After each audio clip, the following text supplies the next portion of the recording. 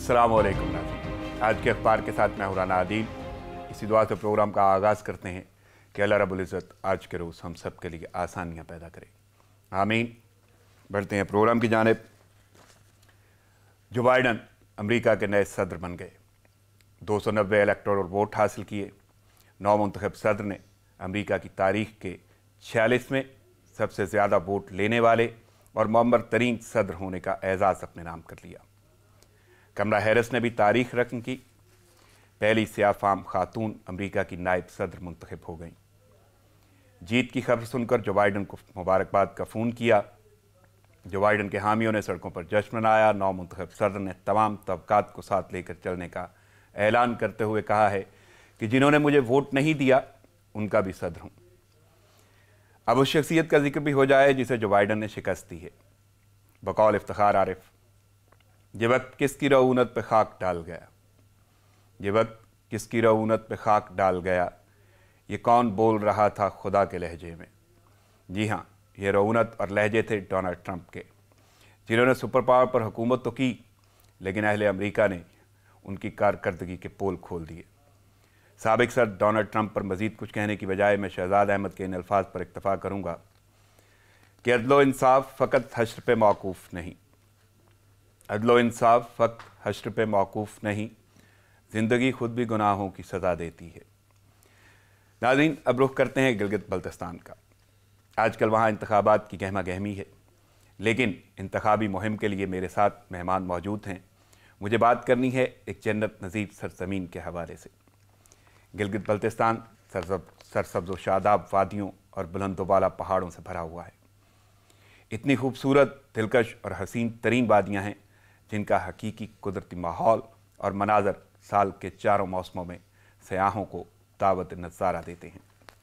खित्ता जोग्राफियाई तौर पर बहुत अहम होने के साथ साथ सियाहती एतबार से पूरी दुनिया में अपनी मिसाल आप है। एक अंदाजे के मुताबिक दुनिया के 70% पहाड़ गिलगित बल्तिस्तान में ही पाए जाते हैं। शाहराह कराकोरम जैसी अजीमुश्शान सड़क इस खित्ते के हिस्से में है। दरियाए सिंध ऐसा तवील और गहरा दरिया जो अक्सर पाकिस्तान को सैराब करता है। दुनिया की 8000 मीटर से बुलंद 14 चोटियों में से 5 गिलगित बल्तिस्तान में हैं, जैसे केटू, नागा पर्वत, राकापोशी वगैरह।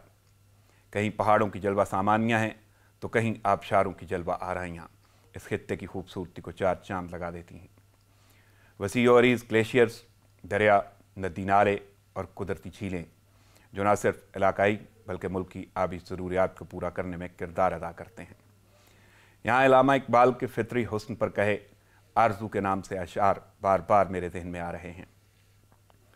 साहबांदे दोनों जानिब बूटे हरे हरे हों, साहबांदे दोनों जानिब बूटे हरे हरे हों, नदी का साफ पानी तस्वीर ले रहा हो दिल फरेब ऐसा कोहसार का नज़ारा, पानी भी मौज बनकर उठ उठ के देखता हो, आगोश में ज़मी की सोया हुआ हो सब्ज़ा, फिर के झाड़ियों में पानी चमक रहा हो, पानी को छू रही हो झुक झुक के गुल की टहनी, पानी को छू रही हो झुक झुक के गुल की टहनी, जैसे हसीन कोई आईना देखता हो। नाज़रीन, हाज़िर होते हैं एक छोटे से वक्फे के बाद, साथ रहिएगा।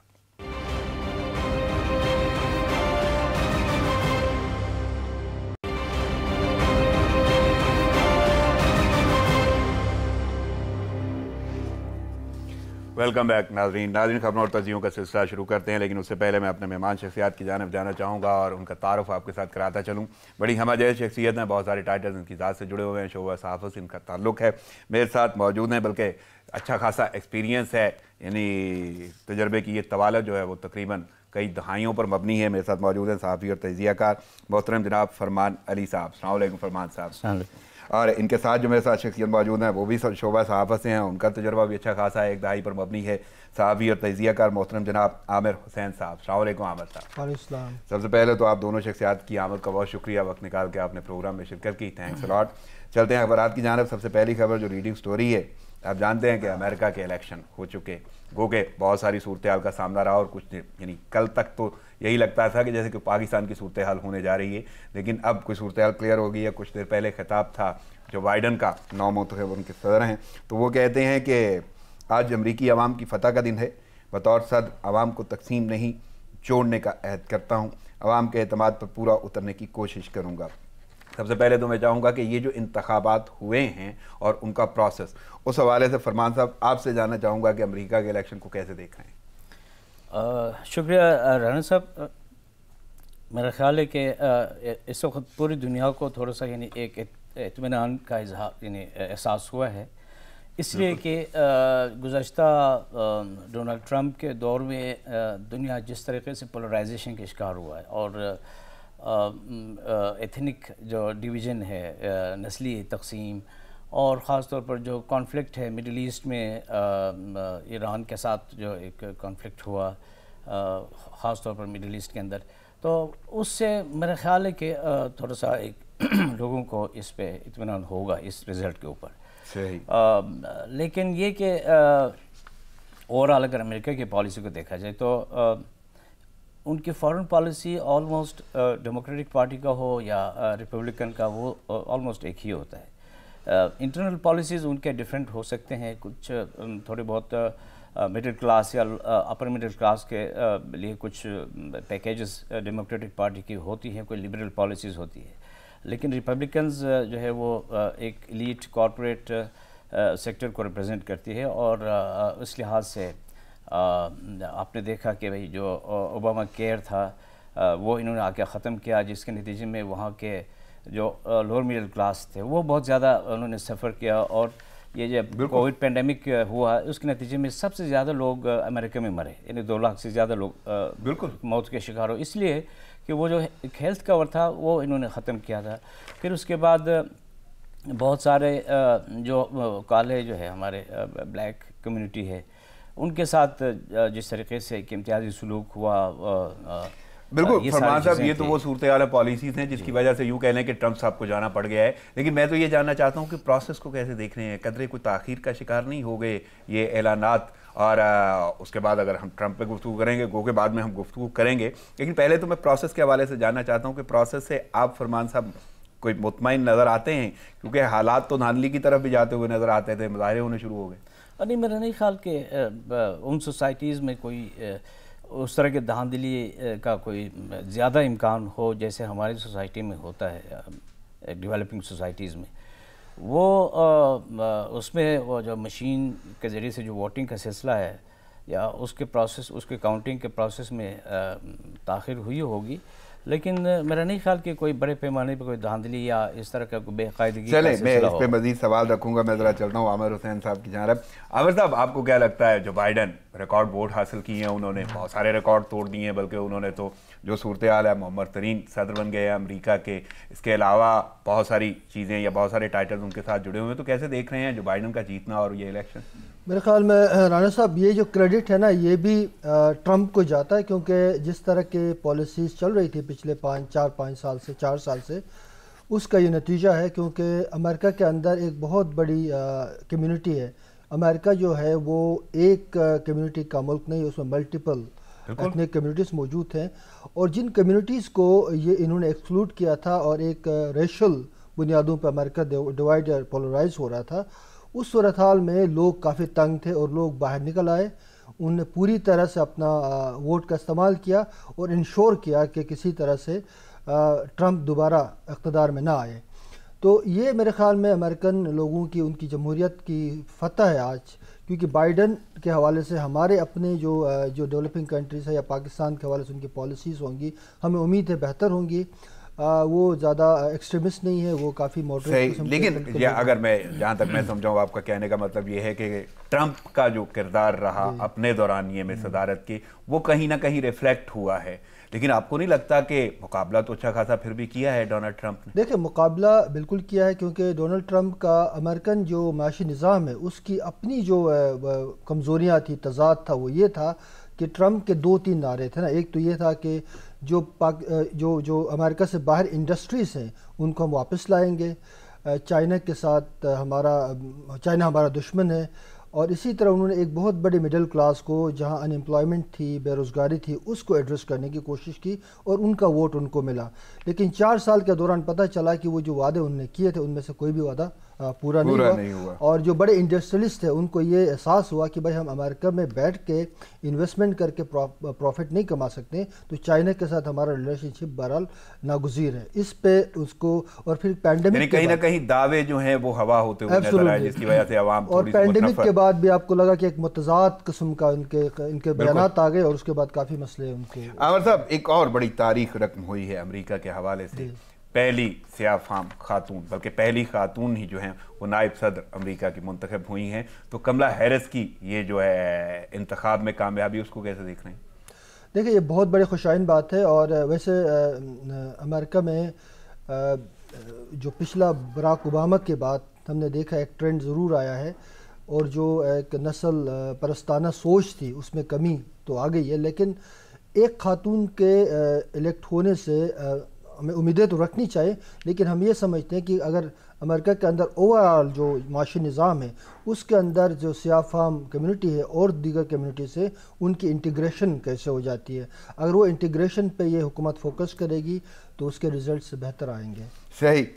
چلیں فرمان صاحب، میں آپ سے بھی یہی پوچھنا چاہوں گا، بلکہ جاننا چاہوں گا کہ کملا ہیرس کی کامیابی کو کیسے دیکھ رہے ہیں؟ انہوں نے بھی تو تاریخ رقم کی ہے امریکہ کے حوالے سے. نہیں، میں عامر صاحب سے اتفاق کرتا ہوں کہ ایک تو اس سوسائٹی کے یا اس ڈیموکریسی کی خوبی یہ ہے کہ اس میں ہر قسم کے جو کمیونٹی کے جو لوگ ہیں وہ اپنے ڈیموکریٹک یعنی ایسپائریشنز کا اظہار کرتے ہیں، ووٹ کے ذریعے سے بھی کرتے ہیں، اور اظہار اور نمائندگی دونوں جو ہے.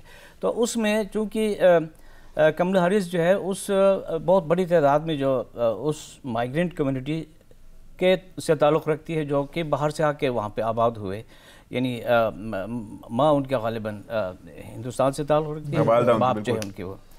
اور اس طرح کے یعنی جو اس سوسائٹی میں انٹیگریشن کا جو ایک وہ ہے خوبی ہے کہ وہ انٹیگریٹ ہوتے ہیں اس سوسائٹی کے اندر. اور خاص طور پر جو بائیڈن کے زمانے میں خواتین کے حوالے سے جو ان کے پالیسیز رہی ہے، یعنی بڑے یعنی ان کے ذات کے حوالے سے اثرات آپ کو پازیٹیو نظر آتے ہیں. جی بالکل، ڈیفینیٹلی. لیکن اوورآل اگر دیکھیں تو بات وہی عامر صاحب نے بالکل درست کہا کہ جی اس طرح کی ایک ٹوکنزم جو ہوتا ہے، یعنی جس کو ہم ٹوکن کہتے ہیں، کہ ٹوکن کے طور پہ اگر ایک فرد کو ایلیٹ کلاس کے کوئی فرد کو کا حصہ بنتے ہیں اس سسٹم کا، اس سے جو میجورٹی جو لوور کلاس کے جو خواتین ہیں یا جو کمیونٹی ہے ان کے ذات پہ کتنا فرق پڑتا ہے، یا ان کے لیے کیا پالیسیز جو ہے وہ لے کے آتے ہیں. مثلاً یہ کہ یہ جو ہیلتھ کیئر کے حوالے سے اور اسکالرشپس کے حوالے سے کہیں نہ کہیں ان کے لیے بڑے امتحانات تو ہیں، انہیں اپنے آپ کو ثابت تو کرنا ہوگا. لیکن میں آگے بڑھتا ہوں. ایک تو یہ کہ ان کی مبارکبادوں کا سلسلہ چل رہا ہے، نو منتخب صدر اور نائب صدر کو مبارکبادیں دی جا رہی ہیں. پاکستان کے وزیر اعظم عمران خان نے بھی انہیں مبارک دی، اور اس کے علاوہ بھی بہت سارے سربراہان مملکت جو ہیں وہ مبارک دے رہے ہیں. لیکن میں پھر رخ اسی طرف کروں گا، اور فرمان صاحب آپ سے پہلے میں جاننا چاہوں گا ڈونلڈ ٹرمپ، یعنی انہوں نے جو بھی ان کا کردار رہا، جیسے بھی انہوں نے اپنا وقت دورانیہ گزارا صدارت کا، اب نتائج کے وقت وہ اچھا خاصا انہوں نے دھاندلی کا شور کر دیا. کبھی ٹویٹ آتا ہے، کبھی کانفرنس ہوتی ہے، کبھی خطابات ہوتے ہیں، اور ابھی تک وہ بضد ہیں کہ وہ بھی جیتے ہوئے ہیں. تو کیسے دیکھ رہے ہیں ڈونلڈ ٹرمپ کا اس وقت جو کردار ہے نتائج کے حوالے سے؟ دیکھیے یہ تو ہر دفعہ ہوتا ہے الیکشن، امریکن الیکشن میں. پچھلے الیکشنز میں بھی اسی طرح ہی ہوئے تھے جب رزلٹ جو ہے وہ کافی ڈیلے ہوئے تھے، اور اس میں دھاندلی کا کوئی ہیلری باقاعدہ ووٹنگ میں عام ووٹنگ میں وہ جیت چکی تھی. لیکن وہ جو میکینزم ہے وہاں کی ڈیموکریٹک سسٹم کا، اس میں آپ کو اوورآل یعنی آپ کو ایکسیپٹ کرنا پڑے گا جو ڈیموکریٹک یعنی جو ایک ول ہے لوگوں کا جنہوں نے اپنے اظہار کیا ہے، ایک اچھا خاصے مارجن سے جیتا ہے. کوئی یعنی کم کا بھی نہیں ہے کہ جس کو آپ کہیں کہ نہیں اس میں گنجائش ہے دھاندلی کے. 1% تو اگر ہوتا تو میں نے یہ سنا ہے کہ یہ اس کی انویسٹیگیشن بھی ہو سکتی تھی، لیکن اچھا خاصا مارجن ہے، اور اسپیشلی الیکٹورل وہ جو ان کا ووٹ سسٹم ہے تو ان کو ایکسیپٹ کرنا پڑے گا. یعنی اگر آپ ڈیموکریٹک ویلیوز پہ بلیو کرتے ہیں اور اکثریتی رائے کا یعنی احترام کرتے ہیں تو آپ کو ایکسیپٹ کرنا چاہیے. عامر صاحب آپ سے میں جاننا چاہوں گا، واقعی جس کا ذکر کیا فرمان صاحب نے کہ پچھلے انتخابات میں بھی ایسے ہوا تھا، ہیلری کے ساتھ یہ صورتحال سامنے آئی تھی، لیکن ہیلری کی جانب سے کوئی اتنا شور نہیں کیا گیا یا اس طرح دھاندلی کو اچھالا یا اکسایا نہیں گیا اداروں کو یا ووٹرز کو. حالانکہ عام ووٹوں میں وہ جیتی، الیکٹورل کالج میں جا کے وہ ہار گئیں. تو اب ٹرمپ صاحب جو ہیں ڈونلڈ ٹرمپ، اس میں कौन सी वजह नज़र आती है, क्योंकि दूसरी टर्म भी उनकी बनती थी और अच्छे खासे अदवार ऐसे हैं जिसमें 2 बार सदारत मिलती रही है। तो आप कैसे देख रहे हैं डोनाल्ड ट्रंप की, क्या ये धांधली वाकई एक सोच के ताबे है, अपनी सोच के ताबे है, या कुछ ऐसा नज़र आता है? नहीं, देखिए ट्रंप का हमेशा से जब भी ये इक़्तिदार में रहे हैं तो इस तरह के मुतज़ाद बयानात और इस तरह की कंट्रोवर्सीज हमेशा उनके साथ उनका पीछे करती रही हैं। मसला ये है कि अमेरिका के अंदर जो स्टेट्स हैं वो खुद मुख्तार हैं, जो अमेरिकन फेडरेशन के। तो जब इन्होंने धांधली की बात की, काउंटिंग की बात की, तो जो रियासतें थी उन्होंने कहा कि हम नहीं करवाएंगे, क्योंकि हमारे ख्याल में इलेक्शंस बिल्कुल शफाफ हैं, ठीक हैं। तो मामला ये है कि वहाँ पर सिस्टम मौजूद है। अगर प्रेसिडेंट ट्रंप को ये लगता भी है तो उसको एविडेंस देना होगा, ज़ाहिर बात एक प्रोसेस होता है, और उसके लिए रियासतें तैयार नहीं है। रियासतों का अपना एक निज़ाम मौजूद है, और काउंटिंग का जो सिलसिला है वो इंडिविजुअल डिस्क्रिप्शन पे वहाँ पर नहीं है, मैकेनिकल है, और मैकेनिकल होने की वजह से काउंटिंग में डिलेस के प्रोसेस पे वो बात कर सकते हैं कि वो तो कुछ कहीं ना कहीं टाइमिंग का भी फर्क होता है कई स्टेट्स में। तो ये है क्योंकि उसमें बहुत सारे टाइम जोन है अमेरिका के अंदर, आपको पता है कि उसी वजह से भी डिलेस आते हैं। अच्छा, लेकिन अब मैं एक अहम सवाल, यानी जो भी है अमेरिका के इंतखाबात पूरी दुनिया फोकस कर रही है उसको, लेकिन हमें तो पाकिस्तान के हवाले से सोचना है। तो पाकिस्तान पे इस जो नए इंतखाबात हुए हैं और नौ मुंतखब सदर नायब सदर के हवाले से क्या असरात देख रहे हैं आमिर साहब? देखिए, पाकिस्तान के या मिडिल ईस्ट के और साउथ एशिया के हवाले से जो ट्रंप की स्ट्रैटेजी रही है वो बहुत ज़्यादा कंजर्वेटिव रही है। बहुत ज़्यादा हमारी उम्मीदें जो थी पाकिस्तान की वो पूरी नहीं हो सकी। ज़ाहिर बात है, एक रिपब्लिकन का जो कंजर्वेटिव कैंप था उसका नुमाइंदा था ट्रंप बेसिकली। तो हम ये समझते हैं कि ये जो नई तब्दीली है इसमें तो ओवरऑल अमेरिकन जो पॉलिसी है वो बड़ी तब्दीलियाँ उसमें रुनमा नहीं होती, क्योंकि प्रेसिडेंट का एक सिंबॉलिक रोल होता है, लेकिन प्रेसिडेंट का जो नैरेटिव होता है वो मैटर करता है। इसी में पाकिस्तान के लिए जो सबसे खुशाइन बात है कि शायद सॉफ्ट कॉर्नर हमें नज़र आएगा कि बाइडन काफ़ी सॉफ्ट हैं। बाइडन के जो पॉलिसी स्टेटमेंट्स आए हैं इलेक्शन के कैंपेन के दौरान, उससे ये बात वाज़ा होती है कि वो इंगेजमेंट की पॉलिसी पे यकीन रखते हैं, वो एक्सक्लूजन पे यकीन नहीं रखते हैं। अभी भी उन्होंने बोला है अपने वो जुमलों में कि वो तकसीम नहीं जोड़ने के हक में, क्योंकि अमेरिका को इस वक्त खुद अमेरिकन जो इकॉनमी है, रियासत है और उसकी मैशियत है, उसके लिए ग्लोबल लेवल पे अपने पार्टनर्स चाहिए, इंगेजमेंट चाहिए। और पाकिस्तान एक अहम एलाई रहा है, माजी में इत्तेहादी रहा है, और पाकिस्तान का इनके साथ रहना इस खत्ते के अपने इस्तेहकाम के लिए और फिर अमेरिका के मफादात के लिए बड़ा अहम है। तो मेरे ख्याल में बाइडेन इस बात का एहसास फरमान साहब, आप कितना इत्तफाक करते हैं आमिर साहब से पाकिस्तान की पॉलिसीज़ के हवाले से अमेरिका का अब किरदार क्या होगा? और अगर सॉफ्टनेस की ही बात की जाए कि जिस पे वो फोकस करते हैं, तो मेरे ख्याल में जितने हार्ड थे वो ट्रंप के जुमले और जिस तरह वो गुफ्तगू करते थे, इसके बावजूद पाकिस्तान को कहीं ना कहीं बल्कि भारत में खड़े होकर उन्होंने अपना दोस्त कहा था। तो अब हालात किस तरफ जाते नज़र आते हैं और असरात क्या नज़र आते हैं? मैं आमिर से इत्तेफाक करता हूँ। इस खित्ते के हवाले से ज़ाहिर बात है कि अमेरिका की पॉलिसी का दारोमदार ख़ुद हमारे अपने यानी हुकूमतों के हवाले से जो है कि कितना वो यानी अपने कौमी मफादात का यानी ख्याल करके उनसे एक बराबरी की बुनियाद पे बात करते हैं। एक तो ये इस बात पे डिपेंड करते हैं। दूसरी बात ये कि इस रीजन में जो कुछ तब्दीलियाँ आ रही है, मसलन कि चाइना जो है वो एक बहुत अहम ताकत के तौर पे यानी आलमी सतह पर एक माशी ताकत के तौर पे उभर रहा है। तो और उसके साथ साथ फिर हिंदुस्तान भी एक बहुत बड़े मईशत है, मार्केट है, और लेकिन पाकिस्तान की अपनी एक स्ट्रेटजिक अहमियत है इस पूरे रीजन में। साउथ एशिया और सेंट्रल एशिया के दरमियान जो एक ब्रिज का काम देती है। अब इस रीजन में अमेरिका अगर अपने जो गिरती हुई साख है या जो स्ट्रेटजिक यानी जो एक तरह से डिफीट है अफ़गानिस्तान से निकलने का, और फिर ईरान के साथ अगर ताल्लुक़ात की बेहतरी आ सकती है, अगर कोई ये बाइडेन हुकूमत कोशिश करती है ईरान के साथ दोबारा यानी ताल्लुक़ात बहाल करने की, तो वो डिपेंड करता है उस पिक के ऊपर कि पाकिस्तान यानी अभी भी अगर देखा जाए तो खित्ते के हवाले से पाकिस्तान का बहुत अहम किरदार है, और पाकिस्तान वो किरदार पहले भी अदा करता रहा है और मज़ीद भी करता रहेगा। और आपको नहीं लगता कि कोई इतनी खास फ़र्क पड़ेगा? लेकिन बाइडेन वाकई एक नाम खू के हवाले से सामने आ रहे हैं और एक सॉफ्ट कॉर्नर उनका है। चलें थोड़ा सा मुल्की हवाले से गुफ्तगू करते हैं, मुल्की सियासत पर बात करते हैं। और आपसे फरमान साहब पहले मैं जानना चाहूँगा, वज़ीर आज़म का खिताब है, वो कहते हैं कि जलसे करें जब तक पैसा वापस नहीं करते, نہیں چھوڑوں گا. اور یہ ان کا جملہ ہے اپوزیشن کے حوالے سے اور اسپیشلی نون لیگ کے حوالے سے. اور نون لیگ کا بھی اگر میں ذکر کروں تو آگے مزید وہ کہتے ہیں باہر بیٹھا شخص اداروں کے خلاف سازش میں ملوث ہے. یہ انہوں نے نواز شریف کو مخاطب کیا اور حالیہ جو صورتحال اور بیانیہ ہے وہ یہی ہے وزیر اعظم کا. اور لہجے اور انداز آپ مجھ سے زیادہ بہتر جانتے ہیں, صحافت میں آپ کا اچھا خاصا ایکسپیرینس ہے, تو میں فرمان صاحب جاننا چاہوں گا کہ وزیر اعظم کے اس بیان کو کیسے دیکھیں؟ دیکھیے رانا صاحب, وزیر اعظم صاحب 2 سال سے بلکہ اقتدار سے آنے سے پہلے ہی یہ باتیں کر رہے ہیں کہ بھئی پیسہ لے آؤں گا, نہیں چھوڑوں گا, بلکہ ان کے کچھ کیبنٹ ممبرز نے تو یہ کہا تھا کہ بھئی اگلے دن ہی پیسہ لائیں گے 2 ارب روپے جو ہے. بالکل. لیکن ابھی تک ایسا پریکٹیکلی ہوتا دکھائی نہیں دے رہا ہے. اور اس میں خود انہوں نے اپنے آپ کو یعنی ایک مثال کے طور پہ جب آپ ثابت کریں گے تو پھر دوسروں سے آپ چیزیں کر سکتے ہیں.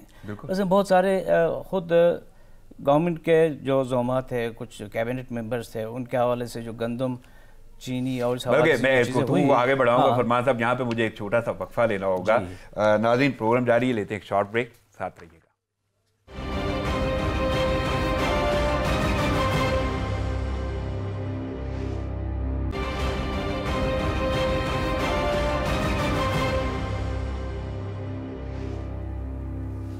ویلکم بیک ناظرین. خبروں اور تجزیوں کا سلسلہ جاری ہے. میں اس سلسلے کو بغیر کسی اس کے وقفے کے یعنی وقت ضائع کیے بغیر شروع کروں گا, اور میرے ساتھ موجود ہیں فرمان صاحب. فرمان صاحب گفتگو وہیں سے جوڑیے گا جہاں سے یہ سلسلہ ٹوٹا تھا. وزیر اعظم کے خطاب کی بات ہو رہی تھی اور آپ بتا رہے تھے کہ وزیر اعظم نے جو کہا وہ کہیں نہ کہیں پورا ہوتا ہوا نظر نہیں آ رہا. جی دیکھیں نا, بہت سارے امیدیں تھیں, بہت سارے پرومیسز پرائم منسٹر صاحب کے تھے کہ جی خاص طور پر اس ملک کا سب سے بڑا ایشو یہی ہے کرپشن یا بیڈ گورننس. تو اس حوالے سے انہوں نے جو وعدے کیے تھے وہ کوئی پریکٹیکل نظر نہیں آ رہا, بلکہ اکانومی بھی بہت ہی نیچے چلی گئی ہے. اور خود ان کے کیبنٹ کے اندر بہت سارے ایسے حضرات ہیں جن کے خلاف بہت سارے یعنی الزامات ہیں. یعنی لیکن وہ تو احتساب کے نام پہ کہہ رہے ہیں, احتساب کے لیے آئے تھے اور وہ جاری ہے. وہ اکراس دا بورڈ ہو جائے تو میرا خیال ہے کہ اس کی سخت ضرورت ہے. اگر انڈیپینڈنٹ احتساب کے ادارے ہوں, کہ ایسا نہیں ہو رہا. میرا نہیں خیال کہ ایسا ہو رہا ہے, اس لیے کہ ون سائیڈڈ صرف ان لوگوں کے خلاف ہو رہا ہے جو کہ اپوزیشن میں ہے. صحیح. چلے عامر صاحب, میں آپ سے بھی جاننا چاہوں گا کہ آپ کو کیا لگتا ہے. وزیر اعظم کہہ رہے ہیں, ایک تو وہ واضح مخاطب ہو رہے ہیں اپوزیشن سے کہ جلسے کریں, جب تک پیسہ واپس نہیں کرتے نہیں چھوڑوں گا, اور اس کے ساتھ ساتھ نواز شریف کو بھی وہ کہہ رہے ہیں کہ وہ باہر بیٹھ کے جو ہیں وہ اداروں کے خلاف سازش کر رہے ہیں. دیکھیں, اس میں جو بنیادی سوال ہے نا اس میں یہ ہے کہ ہمیں اس سے تھوڑا بیک گراؤنڈ میں جانا چاہیے کہ ادارے جب تک ادارے جو ہیں وہ پوری طرح سے اس احتسابی نظام کے لیے تیار نہ ہو, کیونکہ ایک پبلک پرسیپشن ہوتا ہے, پتہ ہے لوگوں کا ایک پولیٹکس میں آپٹکس بڑا امپورٹنٹ ہوتا ہے کہ آپ جو بات کرتے ہیں اس کو پبلک کے اوپر مسیج کیا جاتا ہے اور پرسیپشن کیا بن رہا ہے. تو پرسیپشن اس وقت جو بن رہا ہے وہ شاید یہی بن رہا ہے کہ وزیر اعظم صاحب جو فرما رہے ہیں اس کا امپیکٹ غالباً اتنا نہیں ہے, مطلب گورننس کے حوالے سے نہیں ہے, اکاؤنٹیبلٹی کے حوالے سے نہیں ہے. اور کچھ حلقوں میں یہ بات بھی چلتی ہے کہ یہ کوئی ریونج یا انتقامی پولیٹکس چل رہی ہے.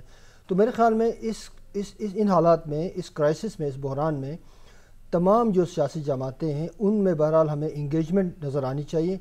وزیر اعظم کا ٹون انگیجمنٹ والا ہو. یعنی آپ کو یہ لگتا ہے کہ ان کے لہجے یا بیانات کہیں نہ کہیں اس چیز سے ملتے نہیں ہیں اور انہیں کرنا چاہیے, تبدیلی ہونی چاہیے, کوئی نہ کوئی نہ معاملہ فہمی. چلیں میں آگے بڑھتا ہوں کیونکہ میرے پاس وقت محدود ہے اور بات مجھے کرنی ہے گلگت بلتستان کے حوالے سے.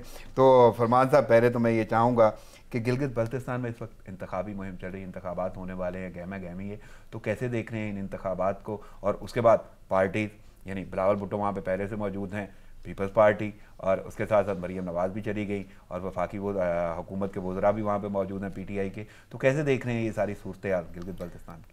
دیکھیں, ایک تو پازیٹیو بات یہ کہ 5 سال کے بعد دوبارہ یعنی ایک الیکشن ہو رہا ہے اور بہت ہی اسموتھلی ہو رہا ہے. ابھی تک یعنی کوئی اس میں جیسے کہنا چاہیے کوئی وائلنس یا اس طرح کا کوئی اسپیکٹ نہیں ہے. یہی خود ایک بڑی یعنی بات ہے کہ بھائی ڈیموکریٹک پروسیس اسموتھلی جاری رہے. صحیح. اور دس از دا اونلی وے کہ جس کے ذریعے سے آپ لوگوں کو اپنے رائے کے اظہار اور احتساب بھی ہوتا ہے کہ جن لوگوں نے پچھلے 5 سال میں کام نہیں کیا ان کو آپ یعنی ووٹ کے ذریعے سے ہٹا دیتے ہیں. لیکن اس میں دوسرا اسپیکٹ اس کا یہ ہے کہ جس طریقے سے پاکستان کے جو وفاقی پارٹیاں ہیں یا ان کی جو لیڈرشپ ہے وہ صرف 5 سال کے بعد وہاں جا کے الیکشن کے دنوں میں جو اعلانات کر رہے ہیں اس میں سارے ہیں، یعنی پیپلز پارٹی ہو، تمام سیاسی نون league who, P T I ہو، یہ میرا خیال ہے کہ وہاں کے کلچر، وہاں کے جو خاص یعنی سوسائٹی ہے، ڈائنامک کے بالکل خلاف ہے. اور اس میں لوگ جو ہے ظاہر بات ہے کہ ان کے جو لوکل مسائل ہیں، جو ان کے گزشتہ 73 سالوں سے جو سب سے بڑا یعنی ایک خواہش ہے، ڈیمانڈ ہے، وہ یہ ہے کہ بھئی ان کے جمہوری اور آئینی مسئلہ جو ہے اس کو حل کیا جائے، اور ان کے جو معاشی مسائل ہیں، خاص طور پر روزگار کا مسئلہ ہے، چلیں میں اگر اس کو حل کیا سوال جائے. کی شکل میں ڈال دوں تو آپ کو کیا لگتا ہے کہ یہ ابھی تک صرف دعوے ہی ہیں؟ جی اب تک تو 73 سالوں سے، بلکہ جو جب سے الیکشن نہیں، اب تو پچھلے دنوں ایک میٹنگ بھی ہوئی جس میں ذکر بھی ہوا گلگت بلتستان کے صوبہ بنانے کا، تو آپ کو نہیں لگتا کہ اس دفعہ کہیں نہ کہیں پورے ہوتے ہوئے وہ نظر آتے ہیں؟ نہیں دیکھیں نا، اگر آپ اس علاقے کے آئینی یا قومی مسئلے کے اوپر کوئی آپ فیصلہ لینے چاہ رہے ہیں تو وہاں کے مقامی لوگ ہیں یا مقامی پارٹیاں ہیں، ان سے آپ پوچھیں نا، ان سے پوچھے بغیر، ان سے مشورہ کیے بغیر آپ اگر اسلام آباد میں بیٹھ کے ان کی قسمت کا فیصلہ کریں گے تو وہ میرا نہیں خیال کہ لوگ نہیں. اس تو کو ایسی ایکسیپٹ کریں گے. صورتحال میں فرمان صاحب آپ کیا دیکھ رہے ہیں کہ کون سی پارٹی جیتتی ہوئی نظر آتی ہے؟ اس وقت تو کوئی واضح اکثریت نہیں ہے، حالانکہ جو پاسٹ ٹریڈیشن جو رہا ہے وہ یہ تھا کہ جو بھی فیڈرل یعنی اسلام آباد میں حکومت میں ہوتی تھی تو اسی پارٹی کے کو ہی ووٹ دیتے تھے یا ووٹ دلوائے جاتے تھے تو وہ اقتدار میں آتے تھے. لیکن اس دفعہ مجھے لگ رہا ہے کہ پی ٹی آئی کے جو کینڈیڈیٹس ہیں ان کو مشکلات ہیں وہاں پہ. ایک تو مسئلہ یہ ہوا کہ ان کے پروونشل پریزیڈنٹ بڑے قداور شخصیت تھے جعفر شاہ صاحب، ان کا انتقال ہو گیا. اب کوئی مرکزی ان کی لیڈرشپ نہیں جو پارٹی کو انٹیکٹ رکھے یا پارٹی کو جو ہے وہ ایک آرگنائز طریقے سے چلائے. تو بعض جگہوں پہ ایسا لگ رہا ہے کہ پی ٹی آئی کا ودن پی ٹی آئی مقابلہ ہے، آپس میں ہی مقابلہ ہے، یعنی ایک ہی حلقے میں 2-3 پی ٹی آئی کے کینڈیڈیٹس. چلیں میں عامر صاحب سے جاننا چاہوں گا. عامر صاحب، ٹھنڈ ہے، اچھی خاصی سردی ہے گلگت بلتستان میں، اور اس سردی میں سیاسی گرمی بھی اچھی خاصی وہاں پہ شروع ہو گئی ہے، تو انتخابات کو کیسے دیکھ رہے ہیں آپ؟ دیکھیں، ایک تو خوشائن بات یہ ہے کہ تمام جو میجر پولیٹیکل پارٹیز سے مین سٹریم وہ جا کے پبلک میں جلسے کر رہے ہیں، لوگوں کو موبلائز بھی کر رہے ہیں، اور اسی پورے موبلائزیشن میں کہیں نہ کہیں لوکل ایشوز کی بات بھی ہوتی ہے. تو اس سے ایک تو جمہوری کلچر فروغ پا رہا ہے، یہ اچھی بات ہے. دوسری بات یہ ہے کہ جیسے فرمان صاحب نے بھی کہا کہ ہوتا یہ ہے کہ یہ جو پروسیس ہے وہ اوور نائٹ نہیں ہو سکتا، یعنی ایک انگیجمنٹ کا مسلسل ایک پروسیس ہمیں نظر نہیں آیا. جیسے 5 سال پہلے گورنمنٹ رہی جس میں کوئی وفاقی وزیر تشریف نہیں لائے، اس کے علاوہ یعنی بس یہ سیاسی مہم چلانے کے لیے وہاں پہ ساری. لیکن میرے خیال میں اس کا ایک آؤٹ کم یہ ہو سکتا ہے کہ اس پورے موبلائزیشن کے نتیجے میں کچھ جو سیاسی پارٹیاں ہیں جو چھوٹی ہوں گی لیکن جینوئن ایشوز پہ بات کریں گی، ان کے لیے موقع بنتا ہوا نظر آ رہا ہے، کیونکہ وہاں پہ پڑھے لکھے لوگ کافی ہیں، نوجوانوں میں کافی سیاسی شعور موجود ہے. تو اگر اس کو ہم دیکھیں تو اس میں ہمیں یہ لگ رہا ہے کہ شاید اس پورے پروسیس میں بہرحال کچھ نہ کچھ جو لوکل ایشوز ہے اس پہ فوکس سامنے آئیں گے، اور پارٹیاں چاہتے نہ چاہتے وہ بھی ان ایشوز پہ. کس پارٹی کو آپ دیکھ رہے ہیں؟ یعنی 3 بڑی پارٹیاں وہاں پہ موجود ہیں. پیپلز پارٹی، بلاول بھٹو کافی عرصے سے وہاں پہ موجود ہیں، تقریریں کر رہے ہیں، مریم نواز بھی پہنچ گئی، ان کے بھی خطابات جاری ہیں، اور پی ٹی آئی کے وزراء بھی وہاں پہ موجود. دیکھیں، اس میں جو سب سے زیادہ موبلائزیشن جو مجھے پرسنلی نظر آئی وہ پاکستان پیپلز پارٹی کے چیئرمین خود جو ہے 2 ہفتے سے وہاں موجود ہیں، کافی کمٹمنٹ کے ساتھ مختلف جگہوں پہ انہوں نے اپنے دورے کیے ہیں، لوگوں کو موبلائز کیا ہے. تو اس حوالے سے لگتا ہے کہ ان کے کچھ پولیٹیکل مائلیج ان کو حاصل ہوگا. پاکستان مسلم لیگ نون کا مسئلہ یہ کہ ان کے جتنے بھی وزرات ہیں وہ تقریباً ڈیفیکٹ کر کے چھوڑ کے اور پارٹیوں میں جا چکے ہیں، موسٹلی پی ٹی آئی کے ساتھ انہوں نے الائنس کیا ہوا ہے.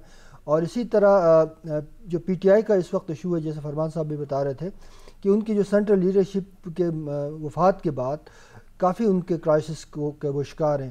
تو جو بھی حکومت بنے گی وہ بہت ہی لوز کولیشن ہوگی. 2 پاسبلٹیز نظر آ رہی ہیں. ایک پاسبلٹی یہ کہ پاکستان پیپلز پارٹی پاکستان مسلم لیگ نون کے ساتھ مل کے کوئی الائنس کی گورنمنٹ بنائے. دوسری پاسبلٹی ہے کہ اگر پی ٹی آئی کے کچھ حلقے میں ان کے 5-6 سیٹیں آتی ہیں تو پھر اس کے بعد انڈیپینڈنٹ اور لوگوں کے ساتھ ملا کے سمپل میجارٹی آپ کو نظر نہیں آ رہی کسی بھی پارٹی کے پاس آتی ہوئی. بالکل صحیح. فرمان صاحب، کیونکہ گلگت بلتستان سے آپ کا تعلق ہے اور آپ یہاں پہ موجودگی کا فائدہ اٹھاتے ہوئے میں یہ جاننا چاہوں گا کہ وہاں پہ سیر و سیاحت ٹورزم بڑا رچ ہے، تو اس صورتحال کو کیسے دیکھ رہے ہیں؟ اگر اٹریکشن بھی ہے لیکن اس کے باوجود شاید وسائل کی کمی اور توجہ نہیں دی گئی، تو کیسے دیکھ رہے ہیں اس صورتحال کو؟ جی دیکھیں، ہمارے میڈیا اور حکومتی اہلکار جو ہے وہ اس علاقے کی خوبصورتی کے بارے میں تو بات کرتی ہے کہ بھئی بڑا خوبصورت ہے، جیسے آپ نے خود فرمایا بالکل کہ تھرڈ پول کہلاتا ہے، یعنی تھرڈ پول مینس کہ یعنی نارتھ اینڈ ساؤتھ پول کے بعد سب سے زیادہ واٹر ٹاور جو ہے، یعنی پہاڑی یعنی برفوش پہاڑ کہ جس کے نتیجے میں اس خطے کے 2 ارب سے زیادہ انسانوں کی زندگی کا دار و مدار اس خطے کے پانی کے اوپر ہے، تو اس کی یہ اہمیت ہے۔ لیکن ان سب چیزوں کے باوجود وہاں کے لوگوں کی زندگی کا اگر آپ جائزہ لیں تو وہ بہت ہی یعنی افسوسناک ہے کہ میں نے یعنی ہیلتھ کا صورتحال یہ کہ کیپٹل سٹی گلگت کے اندر ہاسپٹل کے اندر MRI یا CT اسکین کا کوئی فیسلٹی نہیں، سہولتوں کا فقدان ہے، اور تعلیم جو ہے تعلیم نہ ہونے کی وجہ، تعلیمی سہولتیں نہ ہونے کی وجہ سے روزگار کوئی انڈسٹری نہیں ہے وہاں پہ۔ صحیح، میرے پاس بہت محدود وقت ہے، عامر صاحب ایک جملہ مجھے چاہیے اس خطے کی خوبصورتی کے لیے۔ دیکھیں خطہ بہت خوبصورت ہے، ہماری گزارش یہ ہے کہ جو بھی وہاں جائے سولڈ ویسٹ مینجمنٹ کا خیال رکھیں، چیزیں نہ پھینکیں، رسپانسبل ٹورزم کرے۔ آپ سب ہمارے دوست ہیں، بھائی ہیں، مہمان ہیں، ضرور آئیں، ذمہ داری کا احساس کریں۔ قلت کے بعد مجھے اجازت لینا ہوگی۔ آپ کا فرمان علی صاحب آپ کی آمد کا اور عامر حسین صاحب آپ کی آمد کا بہت شکریہ۔ ناظرین پروگرام کا ختم ہوا چاہتا ہے، مجھے اجازت دیجیے، دعاؤں میں یاد رکھیے گا۔ اللہ نگہبان۔